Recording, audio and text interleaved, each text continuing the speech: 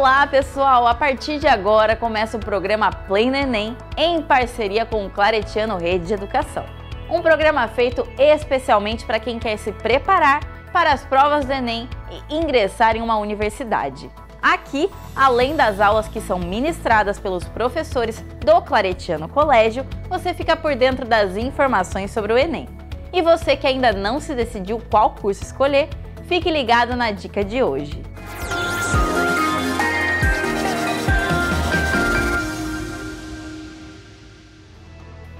Olá, eu sou a Rayane e tô aqui para dar uma dica para vocês. Eu tô num ambiente um pouquinho diferente, tô aqui no laboratório de técnica de dietética com a coordenadora do curso de nutrição.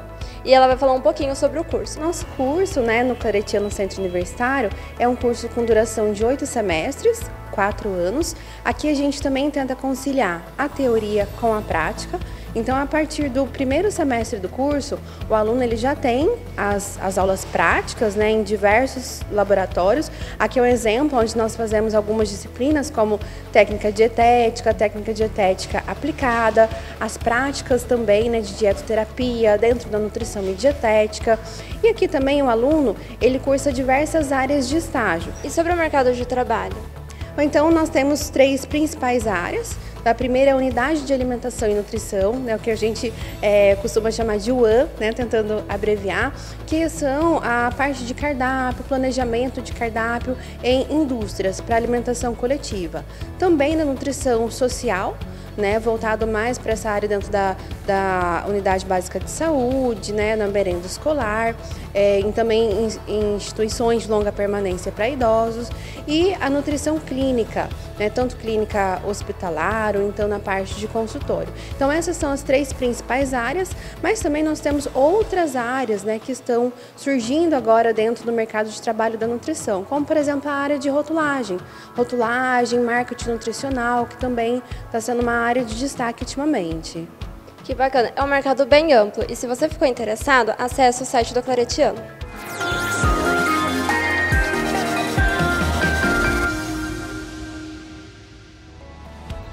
Ficou interessado? Então partiu estudar! E a aula de hoje é Sociologia com o professor Conrado Bichara.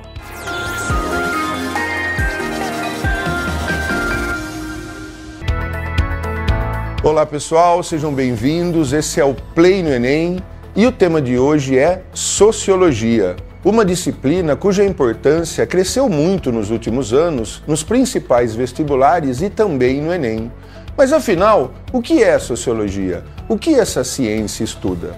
Sociologia, como o próprio nome já diz, estuda a organização social, ou seja, a vida em sociedade, considerando diversos aspectos da vida em sociedade, entre eles os aspectos culturais, que são objeto de uma vertente específica da sociologia chamada antropologia.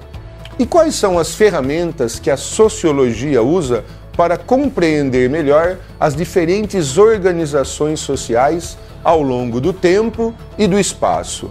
As ferramentas principais são a contextualização histórica, ou seja, a compreensão do momento histórico no qual se insere a sociedade estudada, os estudos econômicos, ou seja, as relações de produção dentro de uma determinada sociedade num determinado período de tempo, a análise política, ou seja, a compreensão da estrutura de poder dentro da sociedade estudada e a identificação das características culturais das sociedades específicas.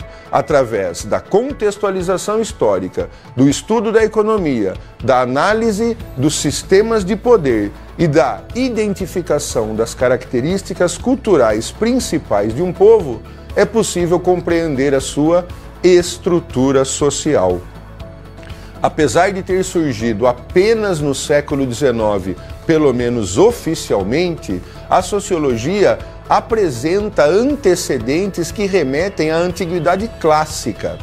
A sociologia surgiu no século XIX devido às novas demandas da sociedade e da organização política, econômica, social e cultural do século XIX, que se tornaram mais complexas e complicadas como consequência da segunda Revolução Industrial.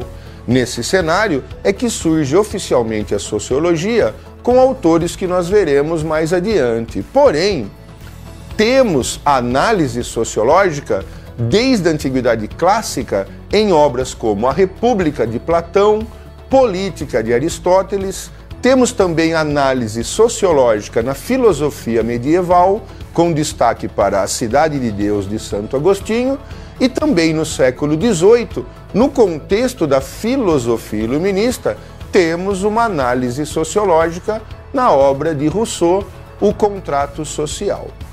Pois bem, o que nós temos que observar então é que oficialmente essa ciência nasce no século XIX, apesar dos antecedentes mencionados. E sua origem está relacionada principalmente a 3 autores, mas tem um que também devemos considerar. O primeiro a considerarmos é Auguste Comte, o francês criador da filosofia positivista, a chamada religião da ciência, né? Através do positivismo de Auguste Comte, criou-se a ideia de que seria possível resolver todos os problemas humanos através de uma metodologia científica, através de uma racionalidade exacerbada. É a partir daí que se inicia essa observação das sociedades com um caráter acadêmico e científico, dando aí origem a uma pré-sociologia. Em seguida, temos Émile Durkheim, que criticava o positivismo de Auguste Comte e criou a metodologia consolidada dentro da sociologia, a metodologia consolidada de análise sociológica. Depois temos Karl Marx, que fazia uma análise da sociedade a partir das suas relações econômicas e sociais, ou seja, a partir do materialismo e da compreensão do conceito de luta de classes. E, por fim, Max Weber, que entendia a sociedade como resultado das ações dos indivíduos, avançando a análise das massas para os indivíduos e compreendendo a importância do indivíduo dentro das estruturas sociais. Durkheim, Marx e Weber compõem aí a tríade clássica da sociologia contemporânea. Pois bem, e qual a importância da sociologia? Ou seja, qual a importância do estudo e da compreensão das sociedades e de suas estruturas? Para compreender essa importância, é preciso considerarmos diferentes dimensões do ser humano. O ser humano é um ente cultural. Por quê? Porque ele produz cultura, ou seja, ele cria coisas que não existem na natureza. Além disso, o ser humano é um ser social, porque ele é obrigado a viver em sociedade. E como ele é obrigado a viver em sociedade, ele é forçado a negociar com os membros do grupo, o que fazem também do ser humano um animal político. Como ente cultural, como ser social e como animal político, o ser humano pode ser compreendido individualmente ou coletivamente. E a compreensão da vida em sociedade, ou seja, a compreensão do aspecto coletivo do ser humano, é o objeto fundamental da sociologia, ou seja, é o principal foco da análise sociológica.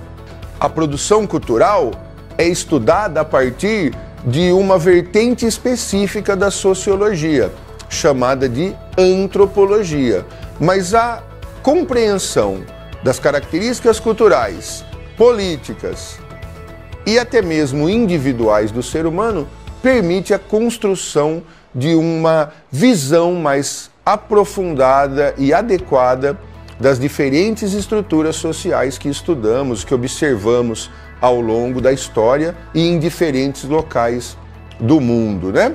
Então, entender a produção cultural humana, entender a relação política entre os indivíduos, permite que tenhamos uma compreensão melhor da do que leva diferentes sociedades a se organizarem de maneiras específicas.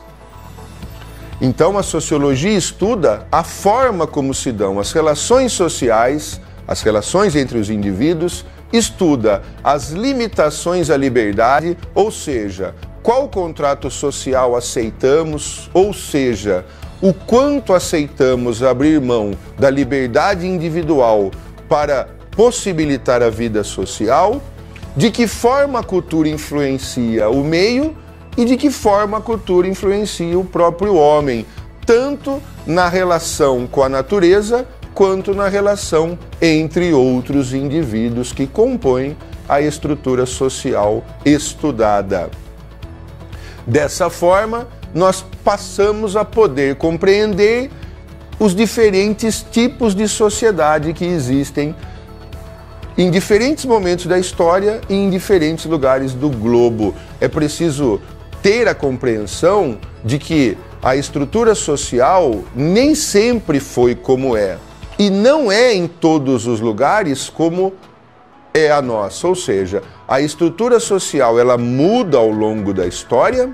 O Brasil, por exemplo, já teve sociedade escravocrata, já teve sociedade aristocrática e hoje é uma sociedade de classes, né? Então, a estrutura social muda ao longo da história. Por exemplo, a Revolução Francesa, que modificou totalmente a estrutura da sociedade francesa, ou a Revolução Russa, e muitas vezes nem são necessárias revoluções para que essas mudanças ocorram, né? Então, as estruturas sociais mudam ao longo da história e são diferentes de local para local. Temos uma estrutura social no Brasil com características específicas que é semelhante a outras estruturas sociais mundo afora e diferente de outras, muito diferente de outras estruturas sociais, de outras sociedades pelo mundo, né? Para compreender a estrutura social, precisamos levar em conta também algumas características das sociedades estudadas, né? Como, por exemplo, o sistema político, as relações de poder, como já foi dito, a estrutura econômica, as relações de produção, como também já foi dito, e as características culturais, ou seja, os aspectos antropológicos. Quando tentamos compreender uma estrutura social específica, precisamos levar em conta o aspecto político, econômico e cultural da estrutura social objeto daquele estudo em específico, né? Por fim, é importante considerarmos que existem duas correntes principais de análise sociológica, ou seja, de compreensão das estruturas sociais. Uma, conhecida como corrente evolucionista, determina uma espécie de corrida evolutiva que as diferentes sociedades estariam percorrendo, sendo que algumas estariam à frente nessa corrida, ou seja, seriam mais evoluídas, e outras estariam atrasadas nessa corrida, ou seja, estariam menos evoluídas.